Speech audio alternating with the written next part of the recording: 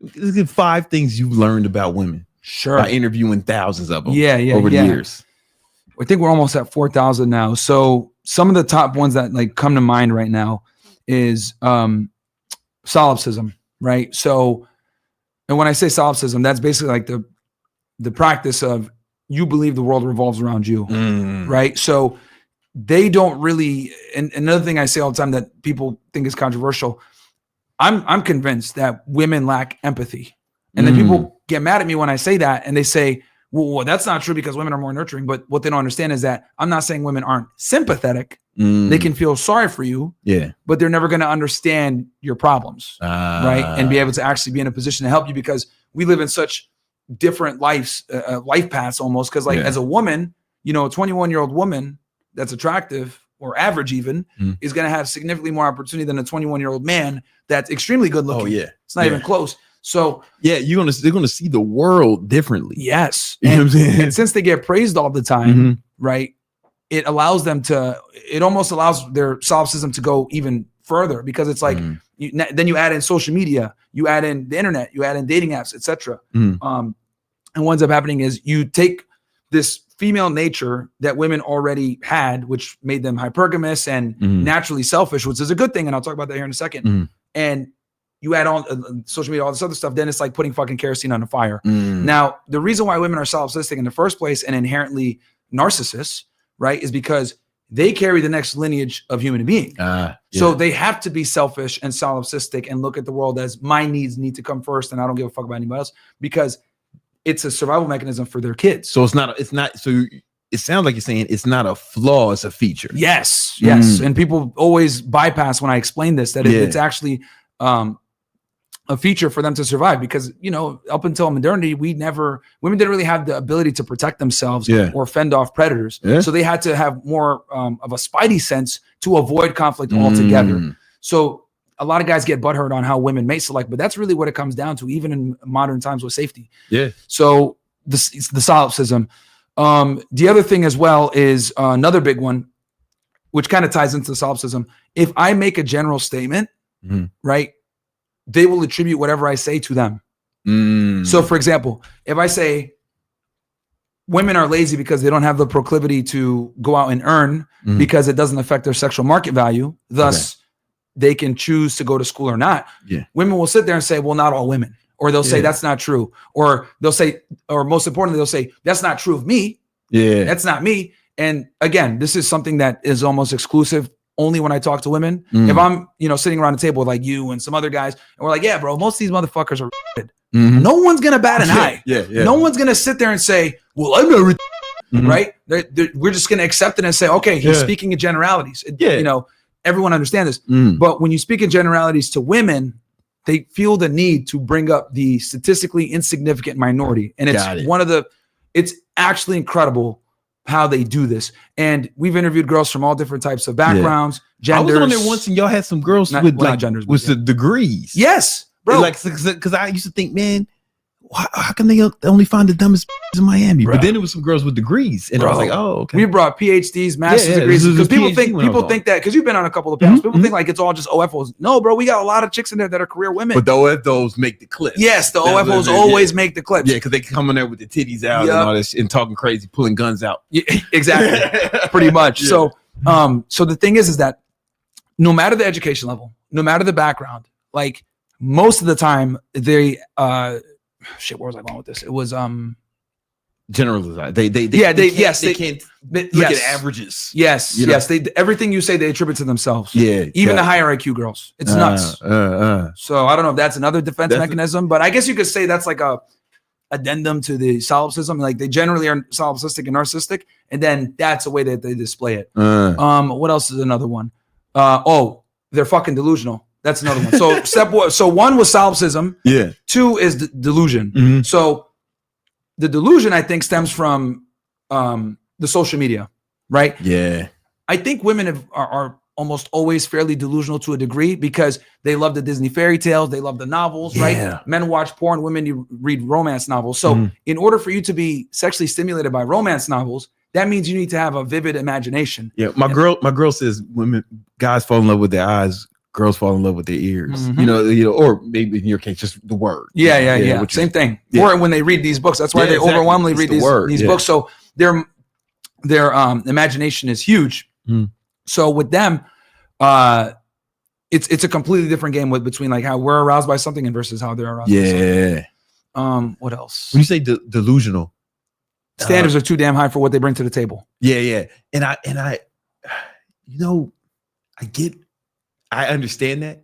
And I think it's like, not to sound like but I think it's because they don't understand the difference between if they fuck like a certain guy. That was going to be in my number 3. Yeah. That was going to be my number 3. Cause I fuck some crazy looking chicks, you know, like if they catch me at the right time. Yeah. You know, that's one of the reasons I stopped drinking. Yeah. long time ago. You know, is that my girls in the other room type. But it's like, you know, that's one of the reasons I stopped drinking, man. You know, the fucking, you get a few Heinekens in you, man, bitches start looking better. That's number 3. So this inability, this inability to discern sexual attraction versus relationship attraction. Yeah. They're really bad at doing that. They think just because I have options of higher status men, from a sexual perspective, that also is attributed to me having marriage options in men and of higher status guys. And that's a big fucking L. And it's actually incredible how that's another thing that, like, whether high IQ or low IQ, they fail to realize. Yeah, man. It's like if I accidentally got one of these, we used to call them night fighters. Like, bitches you ain't want people to see you with. You know what I mean? Yeah. Sneak them into your dorm room or something, you know? And pulling bitches out the hallway in the dorm room. Yep. And then you don't walk them out like none of that shit. No, like what the fuck? Or like you know the type of like you fuck her and then you bust, you like you get that post nut clarity. Soon as the clarity, post muff tyranny. Yeah. And then you're like, I'm like, oh shit, I must have been horny as fuck. Yeah. You snap back to your senses and you're like, wait, what the fuck? Back to reality, man. Bro, if more guys can have that moment of clarity all the time, man, bro, women will be obsolete, bro. Bro, no porn industry, no nothing, bro. Half these.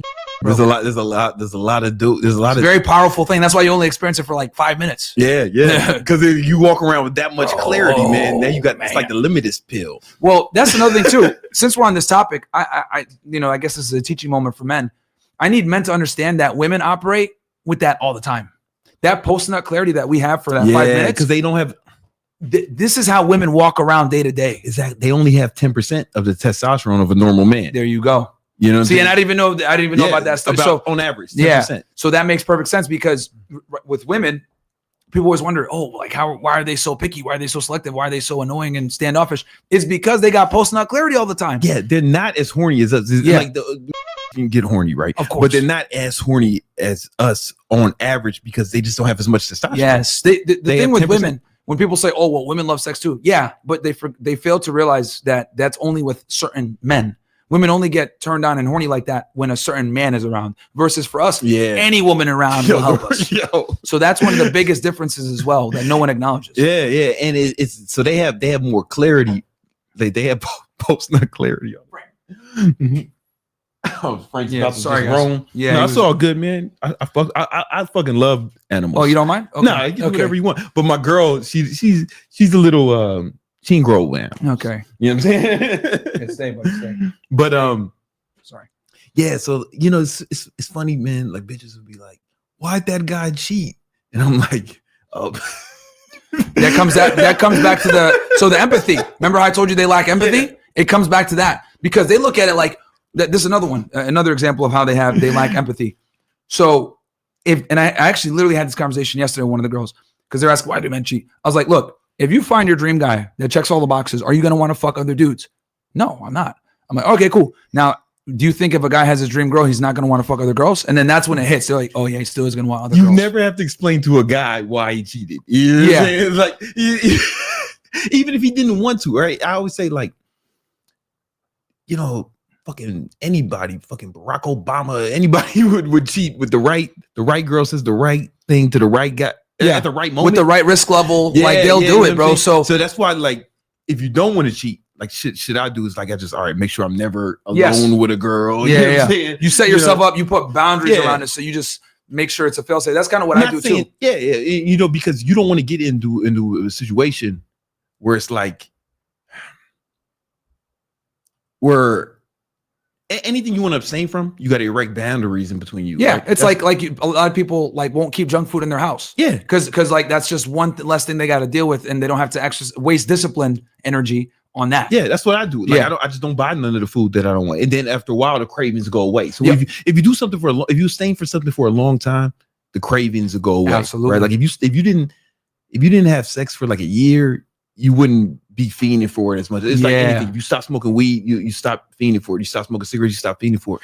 So, it's just like you got to erect like barriers, to if you don't want, if you like, I don't want to. That's what I do. Like, so for me to avoid partying and shit like that and spending money like a dumbass, I purposely stream a long time, always working, etc. That keeps me away from doing all the bullshit. Because people ask me all the time, bro, how do you live in Miami and stay focused? Like, there's so many girls, right? And what I do, and I know you do this too, is like I just like kind of put myself in a position where I'm not gonna be in one of these vulnerable states where I'm gonna be going to the club and seeing girls and there's alcohol here, there's this car rally here with bitches. Like I just remove myself from all that shit. Yeah, I just focus on work. And I think it's even more important now, right? Because once people know you got a certain amount of money, they know that you're successful. Some of these women, you're a target. Oh yeah, like, look at Shannon Sharp. They're predatory. Bro. You know what I'm saying? Like I was just talking about that, bro. You know what I'm saying? Shannon. Look at Shannon. You see guys like Shannon Sharp, who's Brian Johnson. Remember he got sued by his girl. Who was that? Oh, guy? He's the fucking guy who's like he's looking like a. That name sounds familiar. Bro. It's that's because it's Liver King's name too. But but not. I'm talking about the other Brian Johnson, the one who's like doing weird shit. Like he wants to live forever. The Live Forever guy. Oh, the white dude. Yeah, the white dude. Okay. Yeah. I know his girl sued him. His ex. Oh, yes, she did. Yeah. You know what I'm saying? Said he was raping her and shit. Yes. Then she lost and had to pay. Yeah. But that's far and few between. So think about that. Fucking Brian Johnson, Shannon Sharp, fucking bro. It's a rite of passage at this time, bro. At this point. Literally, bro. If you're not getting a sexual assault allegation, like, are you even working, nigga? Like at this point, like, are you even that guy? If you don't get like, it's gonna get. Oh shit, we're on YouTube, right? Yeah, chill out. Okay, yeah. I was like, wait, hold on. But he's like, we want to. But it's getting to that point. Like, are you even lit? Did you get accused yet? You didn't get accused? Get the fuck out of here. You got to choose your women wisely, and that's why I think like all this like player shit is getting dangerous. Because it's a new hustle. Instead of they used to just want to have your baby. So check this out. So with the whole Shannon Sharp thing.